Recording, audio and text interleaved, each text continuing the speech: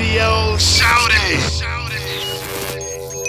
What's happening? Of course, you know it's your folk Behind Radio shouting. Right now as we speak, I got an A-Town player, an A-Town legend. One of them boys that crunk up that crunk scene in this thing. J-Boy, the YoungBloodz. What's good with it, boss? Man, what's good, bro? Man, feeling good, feeling great. And J-Bo, appreciate you stepping off in this thing with me today, boss. Anytime. It was long overdue. Exactly. Long overdue. Now, I mean, J-Bo, you know, before we go into the convo, I got to just start off with the early beginnings of the YoungBloodz and just J-Bo himself.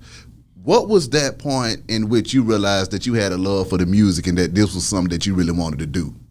Interesting. Well, first, let's go way back. Come on now. I think, I know since I was a kid. You know, of course, I'm from the South. You know, your mom playing music. You only had a selective ways to hear music. And you know, Al Green and all this stuff. And as I got older, Run DMC, Beastie Boys, you know, just going way back to LL Cool J. And then when I got to a certain age, I just fell in love with it even more. My first thing was DJing. Okay.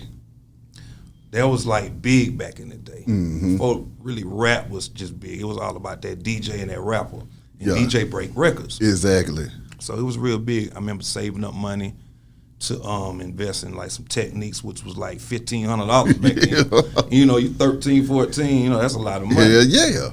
So long story short, you know, me and Sean went to the same school, hung around the same dudes, and I was actually in the group with somebody else. And me and him was just hanging out, Sean Paul, a lot. Yeah. And it was just, I think it was just God, man, and we just end up becoming a group because he was solo. Yeah. Sean Paul was called Tonto, by the way, when he was Tonto. Yeah, this was a long time ago. And I think, you know, at that point in high school, and we got closer, and, you know, we didn't even know that we were going to be legends of Atlanta. Come on, man. Part of hip-hop culture, you know, started. So we didn't know, bro. So now which one came first, the YoungBloodz or the Attic Crew? It was, me and Sean was a group already. Yeah. We was together. The Attic Crew that was like after. Okay. So my homie Floaty, shout out to Floaty. What up, though, Float? His mom had this townhouse in 105. And him and Pretty, shout out to Pretty Ken. What up, though, Ken? And I remember Keith, Sean Paul and Ken cousin. Yes, sir. Took us over there. And we stayed there for a while, and just really, bro, it just happened. Okay. A bunch of us just came together and created something magical in this motherfucker. Yeah. When that Shake 'Em Off hit, and I mean, y'all had to dance, because see, that's one of those things that launches those careers, especially out of Atlanta. If you ain't got to dance to go with your song, then you might well go to hell, okay? Right. Y'all came with that Shake 'Em Off, everybody in the club shaking them off, and the song going crazy, and automatically it was like y'all kind of bust on the scene like we in here. Yeah, it's crazy because the dance, it was organic, man. Yeah. We didn't try to do it. It was just us just having a good time, and, you know, and that's how that became. And just like the A-Town Stump. Yeah. You know, that was just organic. You know, one of my homies, Blowhead, he actually came up with the little dance. What? And Sean Paul finessed it. Ooh. And turned it, you know, into something else. Yeah. And it was just something organic, man, just like us having fun as the Attic Crew, man, and the world saw it, and to this day, people are like, A-Town Stump for me. I'm like, they just want you to stop all over the damn place. For real, I forget about the dance because the song was so big. And then people say, A-Town Stump. I'm like, oh yeah, we did have the stomp with it. Exactly. Yeah. So now UA hit, man. That video was off the damn chain too for that visual. What was it like when y'all dropped that thing? And you know UA, that was just the Atlanta slang term, but we had never heard it in a song before. That's crazy because I remember, shout out to KP, Kawan Prather too. Yes, sir. I remember we was somewhere, and that was, first of all, UA, like you said, that was really like an Atlanta thing. You say, like somebody going up for a dunk. Exactly. You had somebody get hit. You had, and also there was like an attic crew call. Like if something went down in the club, you had. We all. Together. So I remember one day, KP, we was sitting in his office. He's like, I don't know where we was. He was like, "Hey man, y'all need to do a song to that. What is that y'all be always saying?" Ooh. And he said, "Y'all need to do a song," and we ended up doing a song to it. What was it like shooting that video, man? Because that visual was off the damn chain too. That was very, very fun. Yeah. And we tried to get Billy D because the whole Coke 45. That was our thing back then, drinking Coke 45, and we actually tried to get the real Billy D. Mm-hmm. And he was going to be a part of it, but he was shooting a Star Wars movie back Damn. then. I don't know which Star Wars movie what it was, and he couldn't be a part of it. So we had to get an actor. Yeah. Really. But then y'all boys turned back around and remixed it with a young Lil Wayne. Right. Talk to me about that remix, man, and how that thing came about. A lot of people don't even know. So I remember being at the first Patchwork. Mm-hmm. Now, I'm gonna say something. I didn't even remember this. We did something for Kurt. Shout out Kurt. What up, though, Kurt? And we did an interview for him, and we talked about that too. Mm-hmm. And Kurt kind of whispered and said, that was Lil Wayne's first feature he ever did was with y'all. What? I ain't even know it. Oh my God. So, I remember the day we did the song too. So we in the back, and I remember Baby. Shout out to Baby and Wayne. I mean, Baby said, "Come here, Wayne." And he came back there. I think Wayne was 14, 15. And he said, "Rap." And Lil Wayne bust at this, I don't know how many verses. Yeah. He just kept rapping. He said, "Keep going." And then we was like, all right. And he went in the booth and laid a verse. But the crazy thing is what he said in the verse. "I get them things out the attic, time to polish them down. It's about to get it cracking." So I'm like, that boy cold. Why is he paying attention? Yeah. So it was crazy. I didn't even know that was his first feature he ever did. My God. Yeah. Now, J-Bo, I'm going to rewind, fast forward, and be all over the place. It's all good. How did y'all go about getting y'all deal, though? From being just two young boys with a dream and trying to come up with some music, what was that like trying to get that first deal? Me and Sean was doing our thing for a while before the whole Attic crew. Mm-hmm. Of course, him and Ken, they cousins. Yeah. And Ken was real close and was part of the Dungeon family. Mm-hmm. And so when the Attic kind of we started doing our thing, we was kind of like close to the Dungeon more now because you have Twain and Cujo first cousins. Mm-hmm. And Ball is in Attic crew. Mm-hmm. Him and Backbone was in the group. Yeah. So we always like the Attic crew and Dungeon. We was always family. Bam, yeah. So, and then all of a sudden, and Ken and KP was close. Mm-hmm. And they have a relationship. And then it's like a phone call or something. Man, KP was like, "Hey, man, I want to bring y'all up here. Meet LA." And I think at the time we Shake 'Em Off was buzzing too. Yeah. And then before that, Sean Paul was on the Total remix. What About You? Okay. Too. Okay. So, we had our little Attic crew was buzzing in the street at the time. So, and KP took us to LA, rapped for LA in his office. He clapped his hands and said, "I want to sign him." Yeah. And start on the contract. My God. So now, y'all not to cut y'all, but the funny thing. Come on with it. Me and Sean, we trying to do something with our life. We ain't graduate, but so like, man, we're gonna go to the service. Mm-hmm. Thank God we didn't. But months later, bam, that call happened, boom, boom, we had a record deal. Damn. Yeah. Now we was working now before, even though we knew people, we was working, So you were that close to going to the damn military this thing? Yeah, man, we was just like, we had this job together, man. Decatur 2 rental back in the day. We service bulldozers and any kind of machinery. We service, clean them up. It was a pretty good job. And Yeah. it was like, man, we don't want to do this no more. We got to do something. Yeah. And, God said, Y'all boys some stars. so. What was that like watching the Dungeon family do their thing before y'all got a chance to get in there, man, and just kind of being able to be on the sidelines and up close and personal with it, seeing them blow and just seeing the trajectory of them putting the city on the map? Yeah, I always tell people this, as far as, besides really like Jermaine, like Outkast was the first to me to really talk about Atlanta. Facts. East Point. Come College on. Park. Decatur the Bride. Like nobody really knew Exactly. like, what are they talking about, so Yeah. Those are big bros and that's our family. Just to see them do their thing, we watched, and then we end up getting, we on the same label at the same time. Yeah. Then T.I. got signed right after us, and that was kind of the end of a lot of things. With LaFace, they folded, got rid of it. But it was, just to be a part and be around them boys, and a lot of people don't know. I think Goody was the first to take us on the road with them too. It was. What was it like being on the road with the Goody though? It was fun. Yeah. And they the ones showed us the instant replay. We would be on there like, what is? Yeah. But we were seeing them in the radio stations. Yeah.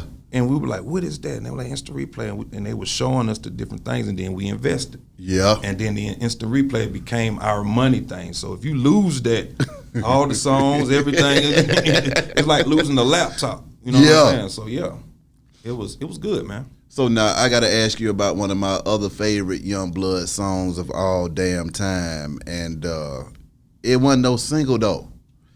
It was that Mind on My Money with Jazzy Faye, man. Faye. Oh my Shout God. out Jazzy Faye. My God. When I say I rolled through these A-Town streets at night with that thing hitting hard in the trunk, talk to me about putting that bop together. I remember putting that together too. Jazzy, shout out to Jazzy Faye. What up though, Jazz?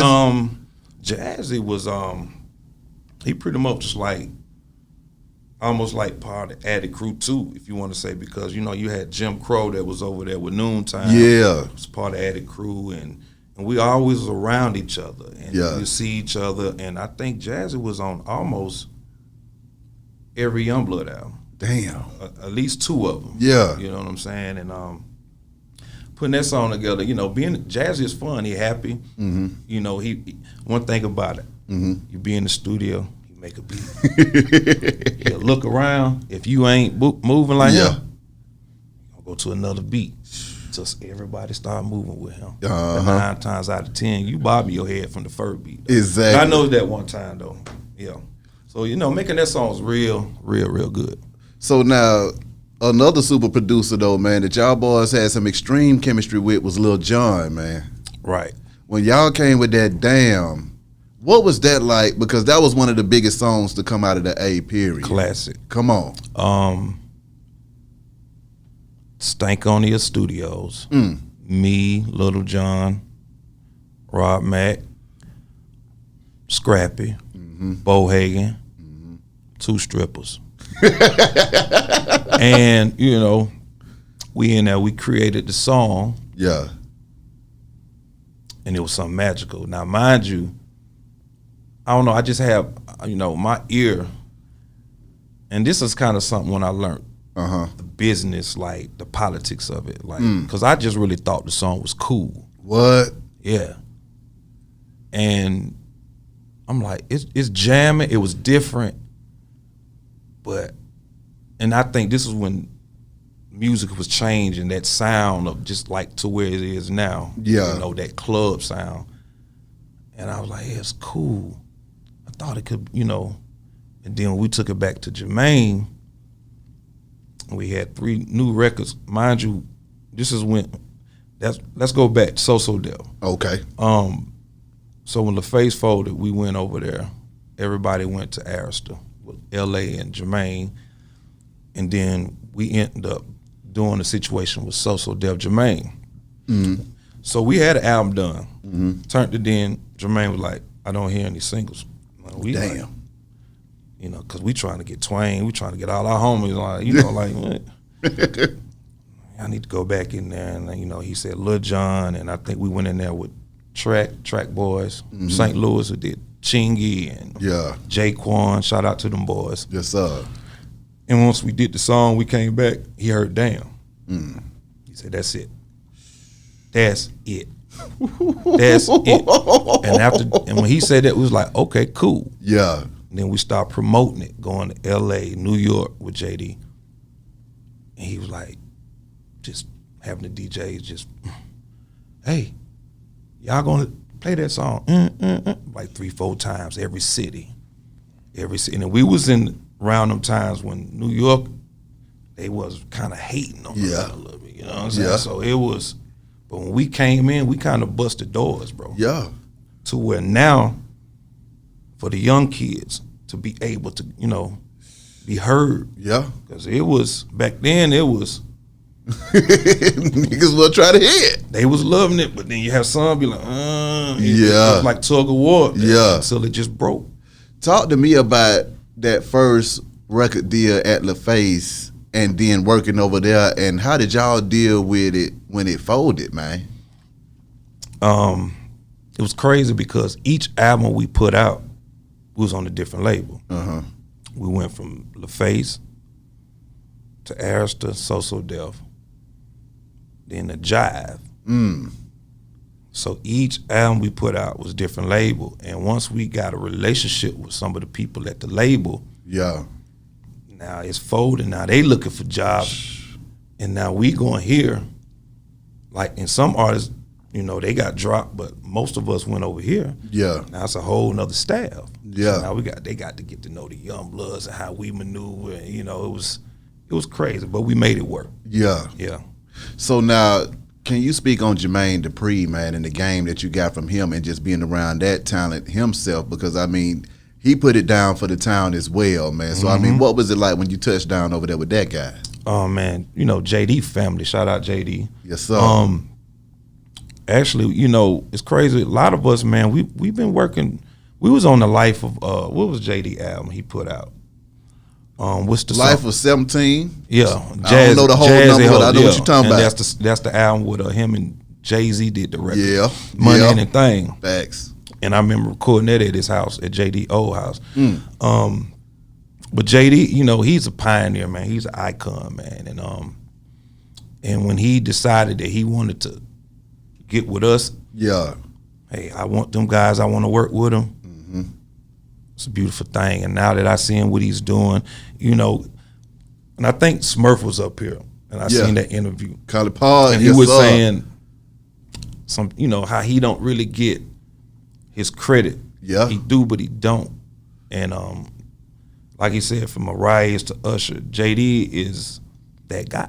Come on. And when we got with him and he showed me without showing me, and I watched, because me and Sean Paul, we picked up on business fast from the first album, Start seeing things like, boy, that's cold. Yeah. That's cold right there, man. That's cold.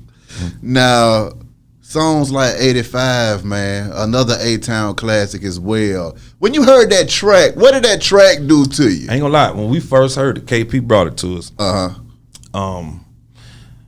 think KP and Mello and Reese and them produced it. PA, that's one coronavirus. Oh yeah, they. Matter of fact, I think we was, or if not, we was Sean Paul was on the Straight No Chase album. So we've been around the whole scene with the Dungeon, and we all just family. But what would you just ask me again? 85, nigga. So when I heard that track, I was like, oh. And I think Mello at the time did the reference. He was singing it. Yeah. Of course, Cuddy from my clique, we put him on it. You know what I'm saying? And we laid verses, and then we got Biggs on it. Big Boy, shout out Big Boy Outkast. The boy Big You snapped know what on I'm that saying? too. Yeah, man. Yeah. When Cuddy laid that hook and y'all saw how player this thing was about to be, what was going through your mind at that time? Man, at that time, I think we was just in the moment. Creating music, happy that we on the label. The face at that, with Yeah. our brothers and Outkast, Goody Mob, the whole dungeon. Even TLC, shout out T-Bars. Yeah. That's my sister. And just all that. It was beautiful, bro. It was just fun and beautiful. When Big got on there too and Snap though, man, did y'all know that was gonna go down in history as an A-Town classic? Just like damn. You know what? I didn't. I didn't. Like I said, we was in the moment, man. Yeah. And we knew we had something, but we didn't know that it'd be that big. Cause I go places and people say, "Y'all gonna do the 85?" I hear a lot. 85. Like I didn't realize how many people love that song, bro. That's a feel good song though. Yeah. Bro. I mean, when you hear that song, it just makes you feel good from the track to the verses to the hook to everything. That thing come on and it just do something to me every damn time. Man, I didn't realize, bro, how impactful that song was. Coming out of the hoods of the A, man, and then finding yourself maneuvering through this music industry. What was that transition like, coming from the streets thinking that I'm about to go join the damn military to now I'm traveling the world with this music? Right. Man, it was God, bro. Like I said, I didn't know. Me and Sean, we was brothers before music. Every day I saw him, and just knowing like wow. People have to remind me, like, bro, you know who you are? I'm like, I'm still humble. Answer me this though, because that might be an Atlanta thing as well. Because like I told somebody the other day, you could be a garbage man and you'll be, trash can shout out here in these streets, and niggas gonna respect you like you a rap star. As a garbage man, postal worker, it don't matter what the hell you doing. Everybody in Atlanta's a damn star, bro. Like I would go places, back in the day. It might be a hole in the wall. Yeah. People like, what you doing in here? What you doing in here? Like, ain't really you in here. And like, but you songs, I'm like, and I have to tell people, I'm no different than you, bro. Just because I'm on TV, my song on the radio, and I maybe make more money than you, we're still humans. Yeah. I'm no different than you. I want to do the same thing you do. What was that like though, man, when you started to realize that this success was causing your status to change and that people might not have been looking at you the same? Because see, that's another thing. You from the hood, you're like, I'm always from this spot. Man, it's it's crazy. Cause, like I say, my homies, I'll walk anywhere. If I walk to the club, we go to the club, I'm already ready to pay. Whether people know me or not, because I don't care about, certain things. Yeah. Like I said, we did this music. It was for fun, and that's what music's supposed to be about. So when we go places, oh no, hold on, J-Bo. I'm like, it's cool, man. It's J-Bo. I'm like, man, you gotta do all that, But then when they realize, they be like, oh my bad, and I'm like, so for me, it just, I'm still humbled, man. I still feel like I'm Jeff. Yeah. But then you say that, but you made a song called Presidential though, Jeff. Yeah. Talk to me about that banger right there, because that thing was crazy as hell too. Yeah, another Lil Jon banger. I remember doing that one. Mm-hmm. I remember after Damn was so successful, now we on Jive. So they, of course, the label's like, hey, get back in there with John. Now, no disrespect to John when I say this. I didn't want to get back in there with John. Damn. I don't even think nobody really know this. And the reason of is because how big Damn blew up. You can't recreate a classic, a hit, bro. Damn. So, and we end up doing Presidential, but it still wasn't as big as Damn. Damn is Damn. And then I remember at the time too, I think we got caught up in the middle of the love situation when I think John and Usher had the Lovers and Friends. They couldn't shoot the video, and so I think and that's when John was on TVT. So when we tried to get John to, he couldn't even be on the song. He was actually on Presidential. Damn. Like, yeah, what? And then couldn't do it. Nope. It wouldn't clear him. All right, cool. Let's get him in the video. No, it was just. Damn. So we had got caught up. Yeah, man. Yeah. So, and like I said, it was no disrespect. I just thought that was just. And then the crazy thing is, you hear what I'm saying? I'm with you. I like Presidential more than Dan. Ain't that crazy? That crazy as hell. But Damn is bigger. I mean, over there in front of Abdullah the Butcher with it, man. I mean, that was one of those things too. So when you say, well, Outkast put it down for the town, nigga, I was eating at Abdullah, okay? Amen. And when I seen y'all boys stomping in front of Abdullah the Butcher, I knew it was real right then. Yeah, man. Yeah. You know, and they need to bring Abdullah back too. Yes, sir. But my thing is this though, J-Bo, as an A-Town representative and a legend, man, when you was in your prime and you had that glow, what was that feeling like for you, man? At the top, when you thinking, I got a #1 record out here in these streets. Everywhere I go, folks know my name, and it's going down every time I touch down.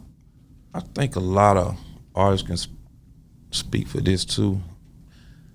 We be in the moment of working. We're working so much, you don't get to enjoy and realize what's around and what's going on. You're doing the show every night, photo, radio, just you're touring, you boop, boop, boop, boop. So you really don't even realize until you look back and you take a break and be like, and people start having these stories, and I'm like, damn, wait a minute. You know what I'm saying? So, at the peak and when I was at the prime, I was in the moment, bro. We were just working. Was it fun, though? Super fun. So tell me the best time that you was having doing that shit. The best time, I love touring. I love being on the tour bus. Yeah. Going to different cities, and seeing different things. Especially because we can smoke. We ain't got to worry about TSA and all that stuff. And, and then, we back then, we would have to sneak through the airport. Yeah. They'll sneak us through places. And so touring was very fun. Yeah. Very fun. So now, T.I., I'm serious. A young Tip coming in there and remixing that thing, man. What was that like? And then did you know he was going to go on to have the illustrious career that he had? Now, this is another story, right? Uh-huh. And didn't even know this until KP told me. Artist KP signed, he would have another artist that, he signed. He would bring us in, which I think. Like T-Boss was there when we did the thing with LA. So I remember one day at LaFace, KP said, y'all come here. We was running around somewhere doing something. Brought us in his office. I don't even think Tip know this to this day. And he sat us down. He played 3 records on them. This 15, 16, played 3 records in his office. And we heard him. He was like, what y'all think? And I remember saying, bro, I said, how old is he? He like 15. I said, bro, he dope. You have to sign him, which no matter what you say, people gonna sign or not sign. Yeah. But I was like, boy, he dope. Me and Sean, he dope. Yeah. Weeks later, he was signed. Not saying because of us. Yeah. Because he was going to sign it. He was going to sign somewhere. He was going to sign Yeah. to KP was going to sign him. Yeah. But he asked us, and I remember saying it, and then ever since then, we did the remix on his first album. Yeah. With Bone Crusher Yeah. and Pastor Troy. Yes, sir. And we was in the video to, what's the first thing he put? I'm Serious. Yeah, I'm serious. Yep. So, and then Tip was in our 85 video before he even had his own. Yeah. He had just signed to LaFace Ghetto Vision. And we put him in the video. And to this day, that's my little bro. Love him to death, bro. Anytime he see us, he show us love, bro. Talk to me about just the music industry and when you seeing people's careers and trajectories of where they go to afterwards. Some folks go to the top, some folks fall off, some folks have 1 hit, go to hell, some folks get 5 hits and keep on going, some folks get 20 years of hits. What goes through your mind when you analyze that stuff now? Man, it's more of the individual. I tell people this all the time. This industry can mentally break you. Oh. And that's how a lot of people say, what happened to so-and-so? Couldn't take the heat. Shit. Some people say, man, I can't take all the cameras and this. That ain't me, but super talented. Damn. Some drugs. Because you got to remember, your life changes. You hear, then you hear now. You're making money, you live a certain way, so like I said, it can mentally break you. That's why I always tell people, you got to be strong. If you ain't strong, it's going to break you, bro. And that's why you see some come, some go. You know what I'm saying? So for me, the passion was always there. I always thought Sean Paul could out-rap me. Damn near everybody in my crew. Oh, come on now, J-Bo. Like, for real. I really did. And but they the ones that made me who I am today. Yeah. Because I picked every one of my homies. I'm like, he could rap here, and I just like, but I kept going. I never stopped, even when me and Sean Paul went this way. Yeah. I kept recording, kept doing what I think, and let's get to the LA thing. So I went out there to try something new. Yeah. And I always said LA is like a second home. It's beautiful out there. It's different. It's like a whole nother country. Yeah. But I love it, and I went out there to, just to test the waters and see. I still go back out there. What was it like being an A-Town boy out there in the LA just kicking it though? Because for a second there, it was a lot of folks making that move to LA from Atlanta too, man. Yeah. Like I said, it's money out there. Yeah. If you know what you're doing and you hustle, it's money out there, and the weather is just beautiful, bro. And T-Bar, she also, when I moved out there, right before I went out there, she was like, bro, you should, because she had been out there some years already, and I was like, okay, and I came out there. I remember my homie said, bro, just leave Atlanta. Ain't nothing right now at this time, ain't nothing going on. He said, look, just go for 6 months. Test the waters. If you don't like it, I'll pay for a plane ticket to come back. Yeah.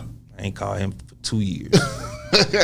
And just testing the waters, different things, so it was beautiful, but it was time for me to come back.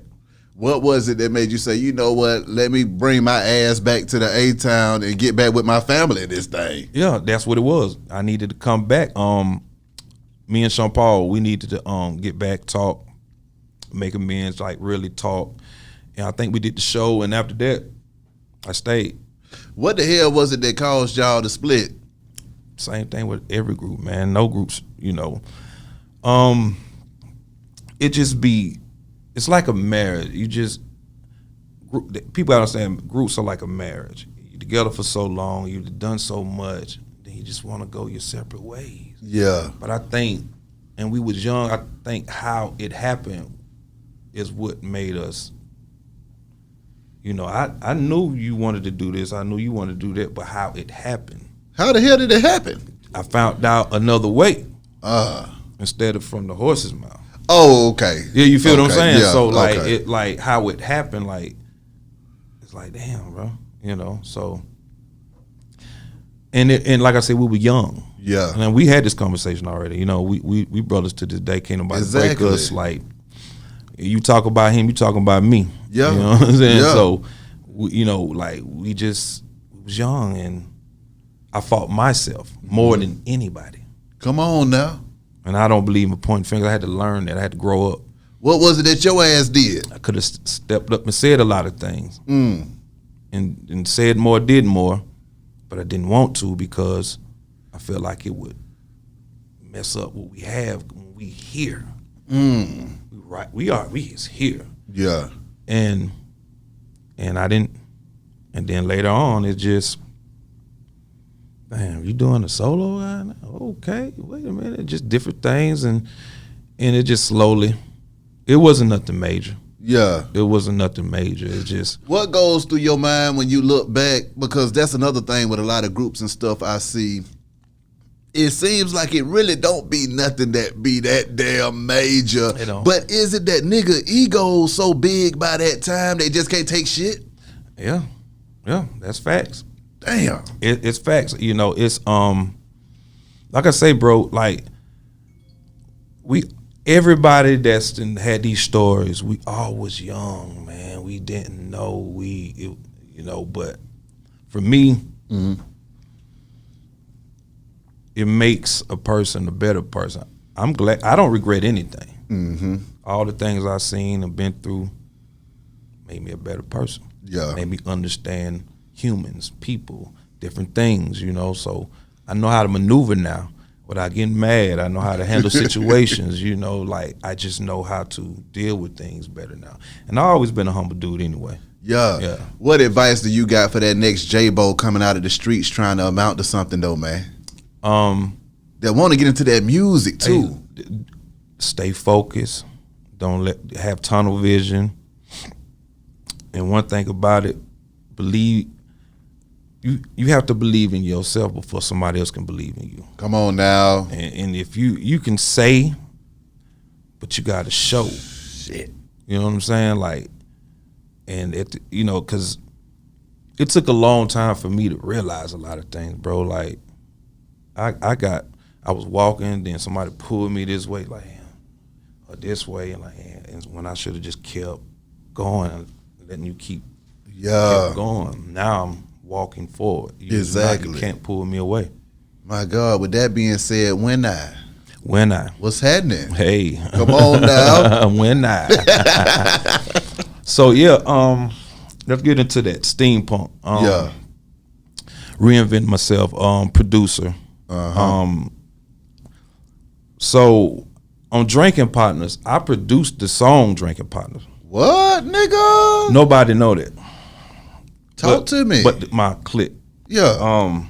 And the only reason is because, back in the day, labels, they didn't want rappers, the artists being doing too, you produced, they didn't want to pay you. Yeah. It was like crazy back then. So it was under me and Sean company, which is Drugstore. So it said produced by Drugstore. Didn't know who it was, but I actually produced that record. And I remember Twain coming in and say, let me put the breaks in it, the mutes in the song, like song mode. And I said, cool, go ahead. And then we started our third album, Everybody Know Me. I started producing 2, 3, 4 tracks that didn't make the cut. Yeah. And then it just, different things were coming in my life and everybody's life at the time, and I just kind of got away from producing. When I was, and I said, you was there again? Yeah, and I was like, so I'm gonna just stick to being an artist. Yeah. So now I'm like to the point, I'm producing. I don't, how you just tired of asking for beats and just different situations. Exactly. And just like my cuz Shawty Red, shout out Shawty Red. What up, that boy Shawty Red? Like look, I make my own beats. Exactly. And I don't have to worry about this and that, fighting with somebody about splits or whatever. Now, I'm willing to work with people, but that's just where I'm at. I'm back producing. Yeah. And writing. I got a team. I got a project I'm working on. I got a few projects. I ain't gonna even spill, boy. Ooh. Yeah, man. I'm gonna go and say something. No, I'm not. No, I'm not. I ain't gonna say it.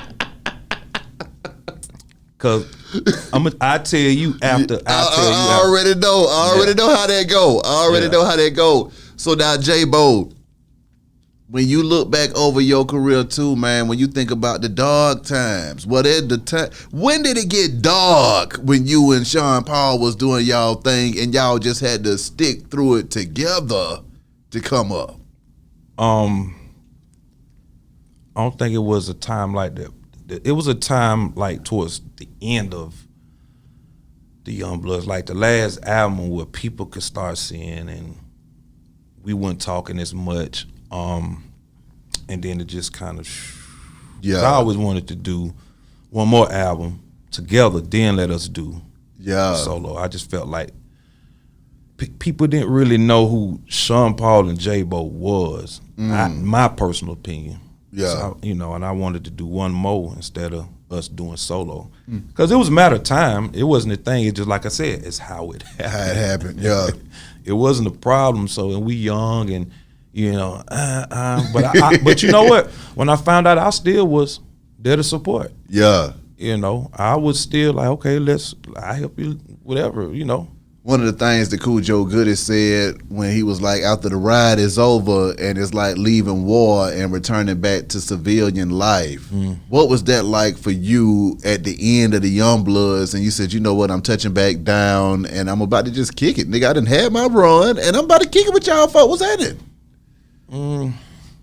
Yeah, I mean, for me, I didn't want it to end. I didn't think it would end. Yeah. That's the naive in me, and probably us. Like, you're not, you know, It's going too damn good for it. yeah, you know. And the crazy thing is, years is going by fast. It felt like 2-3 months. Like damn, it's another year, wait a minute, it only feel like 2-3 months that went by. Shit. And you look up 5-6 years, and then next thing you know, a new generation coming in, and somebody's coming in, and labels folding, and all kind of things. And it was like wham at one time, you know. But me, I've never been a person who be depressed or stressed. Because I look at it like, if it's anything you could fix, why are you stressing about it? Now, earlier you spoke about just being mentally tough to be in the game, man. And I mean, that goes with the game and it's just in life in general. What was going through your mind to keep you mentally focused and tough to keep from folding out here in these streets and just cutting a goddamn fool? Because, see, that's the other way out, too. You got some nigga that say, you know what, it's time for me to cut up in this bitch. Yeah, man, you know, because I've seen a lot, bro. I've been through a lot to where, like I say, I figured out who I am. I'm a Jedi. Okay. Now, so, and like I say, I always say this to my mom when she always say, bye, bye, bye, bye, bye. And I was like, I figured out. And she said, you always say that. I like, what else can I do? But figure it out. Facts. If I can change it, I'm not finna go crazy. I'm not finna do this. No, I figured out. Yeah. My back against the wall. I'm not finna cry, boo-hoo. Yeah. I'm gonna figure it out. That's right. And that's always kind of been me, bro, you know. So I've never really had no dark times. It was just more me figuring out who I am. So when me and Sean went like this, I think it happened for a reason. God, like, I'm gonna sit y'all down, and a lot of us down as artists and entertainers. Yeah. To, hey, slow down. I'm gonna take this away from you. He gonna go here. Something's gonna happen to where, because it can't last forever, ever. What is it like when your mind is able to start processing and unraveling and unpacking all of those previous 6 years that felt like 3 months, and you able to sit down in a quiet space on a beach in the West Coast and think about that shit, man? Again, humbleness, man. It'll always be somebody next to me, and they'll say, what you just saying, just be kicking it. Yeah. On the beach, smoking. and a homie looked at me and say, man, I'm really kicking it with J-Bo the YoungBloodz. And in my mind, I'm just kicking it. Exactly, my nigga. I'm just kicking it. Yeah. So it's always somebody or something reminding me, like, bro, You did that. you start, like, Yeah. Because I go play some people like, man, you too nice. Shout out Shawty Red. He used to tell me that, man, you too nice, J-Bo. Cause that's me. He right though. That's facts though. You know, you got to know when to put your foot down. Question: was you cousin with Andre 3000 too? Hey, that's funny. That's funny, bro. So I have so many stories and so much. Let me tell you. So one day, I'm in my crib. I look up on, was it BT News, and it was like when they had like the BT News to come on every day, and it was like J-Bo from YoungBloodz and Andre 3000 of cousins, and for years people thought we was brothers and cousins, and you know, I've been with Big somewhere. I think we, you know, because we toured with Outkast, and, you know, and Goody, and It was times Dre didn't go out, and me and Biggs go out, and they were thinking I was Dre, and he'll laugh, and you know, so no, we're not related. I remember I met his father too at one of their functions. Somebody said, "Man, you got to meet his dad, bro. You like, y'all look alike." Damn. Yeah, I met his dad, bro, and he made a joke about it. He was like, "You could be my son," blah blah blah blah, you know, because people, like, I've told people, like, nah, like, ain't no way y'all related, bro. Yeah, there's been times I've been somewhere and a girl actually, she think I'm J-Bo, but she thinking I'm Dre. Damn. And same thing with him happened. He told me something like that. You know, that's so crazy. yeah, so we, it's crazy for years. So to break it, no, we're not. You know, okay. But I always tell people, no, that's fam now. It's still family. We family now. Like we toured, we did everything with them boys. When you think about the Attic Crew and the Dungeon family and how y'all boys put it down for the town, you understand what I'm saying here, J-Bo? I'm talking about actually put it down. Attic Crew, Dungeon family. Come on, man. I tell Rico this. Shout out Rico Way. I be telling. I said, boy, one house. And it made a happy home. Come on, man. Yeah, because we was like the little brothers, the cousins of the Dungeon. Yeah. You know, in a sense. And so that's why, you like I say, Twain, Cujo, first cousin, Pretty, and C used to be super close. Yeah. It's like it was all there, bro. And it was magical, bro. It's a beautiful thing. So I gotta tell you, Rico, one house, bro. Come on now. See, that's another question I gotta ask though. When we gonna get that Dungeon Family Attic Crew tour? Cause see, now Pretty Ken want to tell me it was just too many damn egos to be able to get everybody in one damn house to party. That's kind of almost it's yeah. I mean,